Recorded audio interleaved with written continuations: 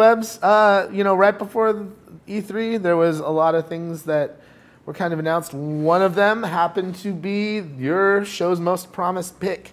Yes. Of the convention. Mine was Star Wars 1313. 1313. I'm really, really excited for this. I feel like we got burned with Force Unleashed 2. Because although it looked really good, the gameplay was just kind of like, eh. Yeah. So everything I've seen of Star Wars 1313 from E3, it seems like it's got a little bit of the combat of Mass Effect meets Gears of War combat. And then it's also got some of the more adventure feel. Like there's a scene where he's like climbing up this piece of a broken ship that feels very Uncharted, like when Nathan Drake is climbing up the train. So again, I want to see more, and that's why it shows most promise, because I want to make sure that the gameplay is there and the level design is there. We know the art is going to be amazing, but it's a little bit more than art that makes a game really good. That's true. Gameplay, for instance. That usually helps make a game good. And I really want to see them give us a good Star Wars game without the, you know, the normal just Force and lightsabers. Yeah, like it's actually... so much more than that makes a game truly Star Wars. You get to actually be a person in the Star Wars universe as opposed to being the chosen one that must unify the Force for, like, all the generations or some crap like that. Right. And, like, you know, they haven't really said if it's Boba Fett or not, but it's definitely feeling like this guy you're playing as is going to be Boba Fett. I'm definitely getting that vibe. You know, and I think a lot of other people are. I think a lot of people would like that. Yeah. Well, a lot of people assume that because didn't that like have something to do with 1313? But then that actually they explained no, it doesn't mean Boba Fett. It's like a thug planet. It's part of the underworld of Coruscant. So yeah, so maybe you might just be wrong. It might just be like an Assassin's Creed style game. Maybe. Who knows? We will see, and that is why it is my show's most promise. As long as it's not Force Unleashed 3, I'm totally cool with it. Yeah, I think they know that's not what we want. Yeah, well, my show's most promise, I'm going with Metro Last Light.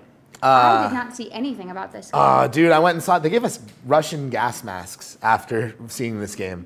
See that guy's outfit behind me? Yeah, that is right. I don't know if you played that is right. I don't know if you played the first Metro game. Metro 2033. Yeah, I think it was some kind of date. Okay, but the thing, it's like a gamer's game. Like, you really have to think about what you're doing. You can't just run and gun through this stuff. Like, your ammo is really limited. Your resources are limited. You have to keep track of how much power you have on your battery by charging a generator. You have to make sure you have filters for your gas mask so your air doesn't run out. Another running thing going in gaming right now is item management.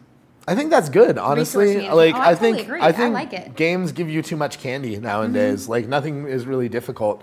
Like, you don't really have to work or think. Yeah, having a game where like around every corner something could happen and you really have to be prepared for it is awesome. And they showed a lot more of what looked like the old Metro game. Like last year when they showed off Last Light, it was very much action shooter. And this time they showed off more of the horror elements and the closed quarters elements. I like this artwork. Yeah, in particular, there's one scene that really got to me. Like, you're in a plane wreck and you start having like these psychic flashbacks to the plane crashing. So you're in the cockpit watching the pilots like lose control of the plane as they're hit by the EMP from the nuclear explosion.